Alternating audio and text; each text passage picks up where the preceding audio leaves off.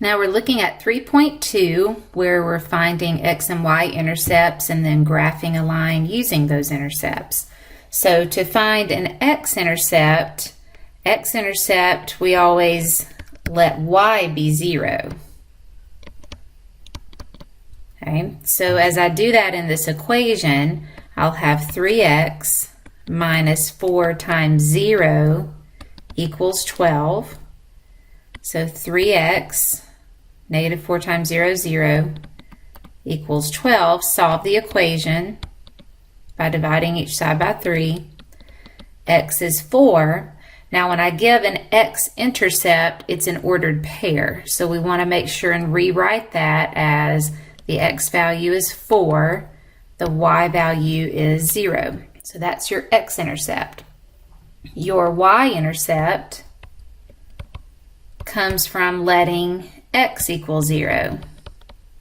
So using the same equation, the y-intercept would come from 3 times 0 minus 4y is 12.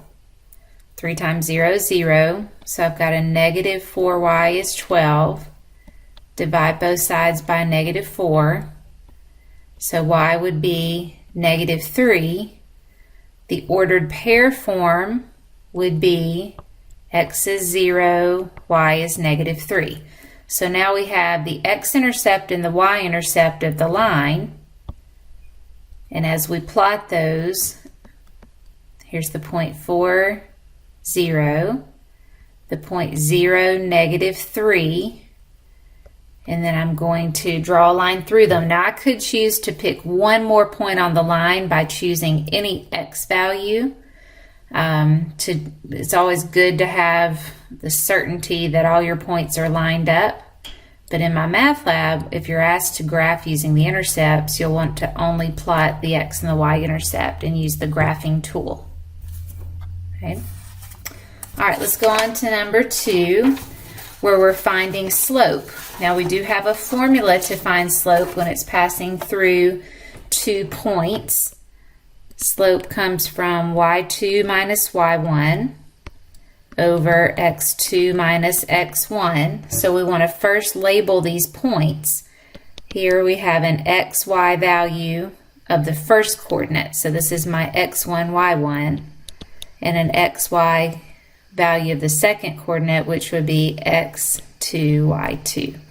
So to find slope, that would be a negative 1 minus 4 over negative 1 minus negative 2. Numerator, negative 1 minus 4 is negative 5.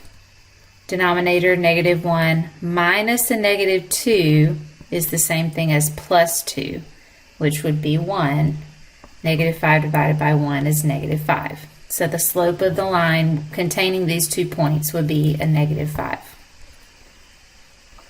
Number 3, we're going to graph the linear function using the slope and the y-intercept. We could choose, like in a previous problem, to graph it using the x-intercept and the y-intercept. But if a problem is in the form, or an equation is the form of y equals mx plus b, we're at an advantage because the slope is already found, and we know that b is the y value of the y-intercept.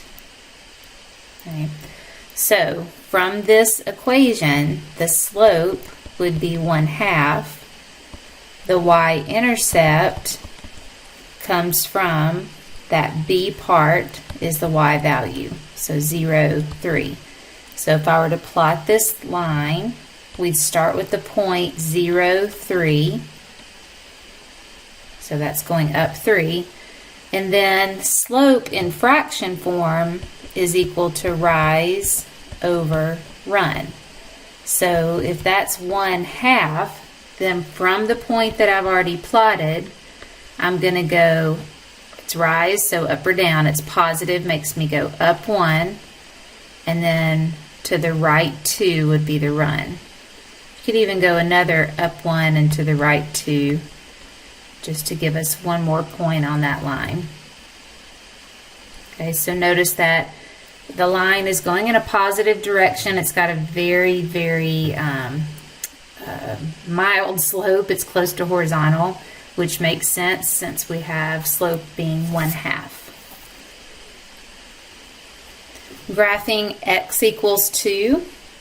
Now, if we were to graph y equals 3, like they did in the first one, graphing horizontal lines comes from y equals a number. That's always going to be a horizontal line. If I have x equals a number like I do here, it's always going to be a vertical line. And this one goes through +2. Because notice that if I plot any point on this line, this would be the point 2, 0. This is the point 2, 1. All the way up to 2, 100 or further. No matter what, the x value is 2.